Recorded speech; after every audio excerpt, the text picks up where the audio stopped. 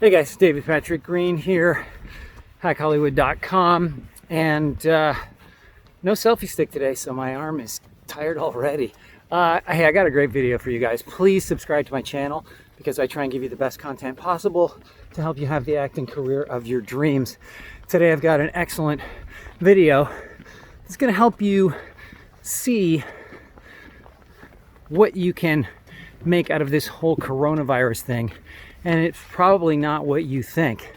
I don't know if you guys have been getting, emails from certain people you follow. And there's just one guy in particular whose emails I get. I'm not particularly fond of them. I don't think they're particularly insightful. But, whatever. That's where I learn. When they say something, I go, oh, but you missed the big win here.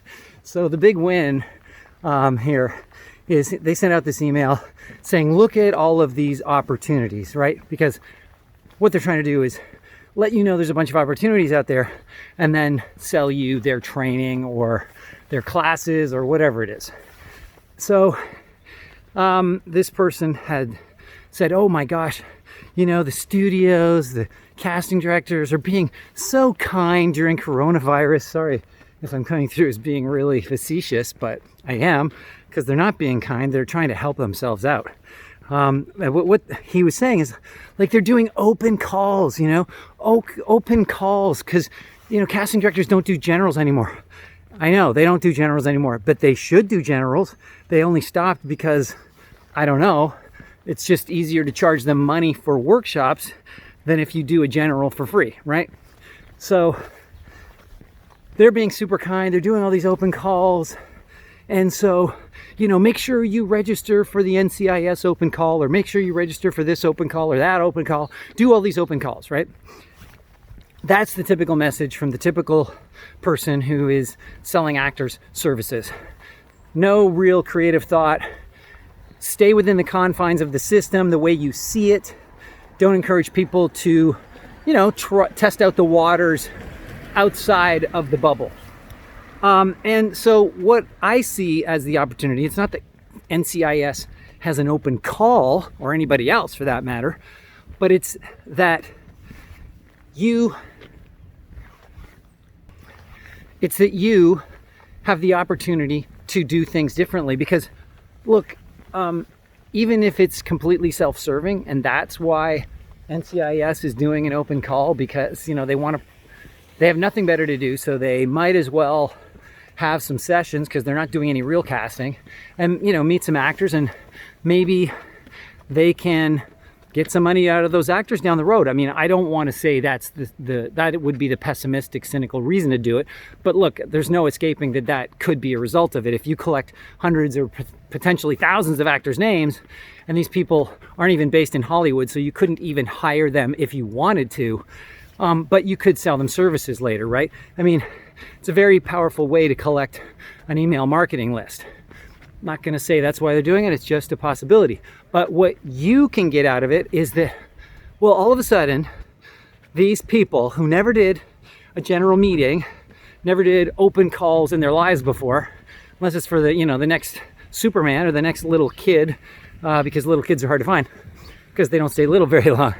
But if they can do something different, then maybe you should think about doing something differently, and stop trying to wait for what they're going to say, what they're going to tell you to do, and start just thinking, what can I do to help myself? Start with, what can I do to help others that would likely help my career if I help them? That type of thing. Okay, so this is where a lot of people go awry, is how can I help myself? And all they do is think of helping themselves.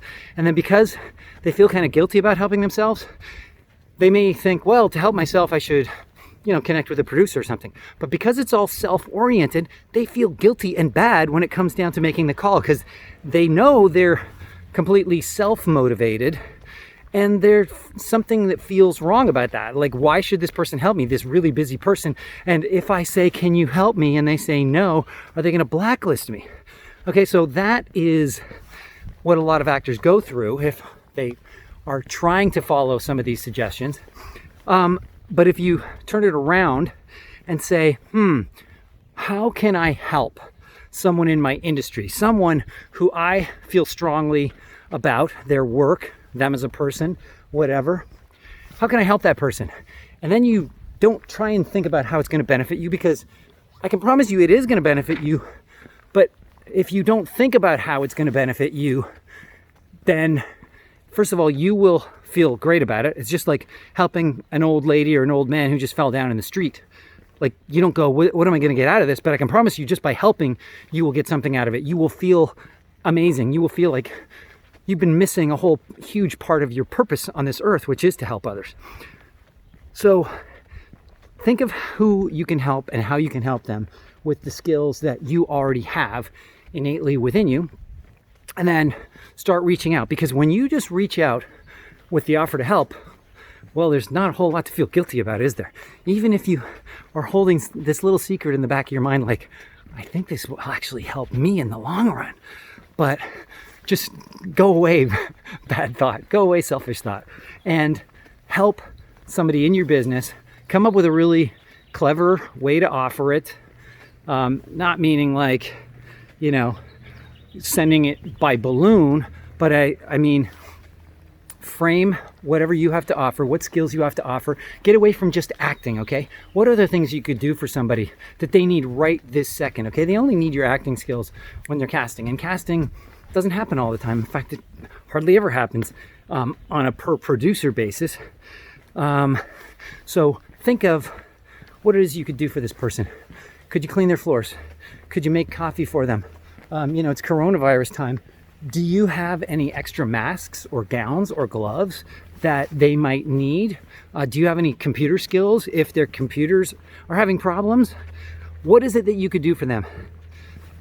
Doesn't have to be significant. It just has to be something that you genuinely want to provide to help them out, and see what happens. Grab a handful of people who you think that what you have to offer might be a fit for them down the road, in terms of your acting and the your interest levels, and start with a handful. That's 5, and then if that doesn't bear any fruit, add another 5. And by the way, follow up. Okay, so when you send out your first contact, whatever it is, whatever the method is, whether it's by email, phone, social media, give them 24 to 48 hours and follow up again. Then give them another 24 to 48 hours and follow up again.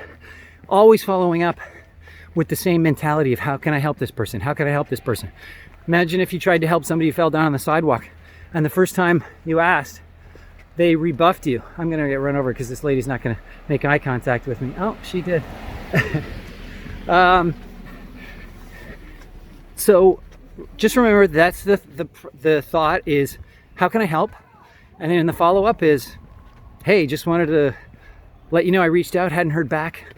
My offer still stands. And I also read this amazing thing about you today. I didn't know that. Tell me more, right? Create the conversation. So you'll actually develop a relationship, and you might be able to help somebody out in the business who at some point will probably say, hey, how can I help you? Or maybe you'll see another way you can help down the road, which is, hey, I could act in your movie or your TV show, because that's a huge help. Casting is one of the hardest things to do. So if you are able to fill a casting role really well, they'll be freaking thrilled. Okay, guys, that's it for now. I will talk to you soon.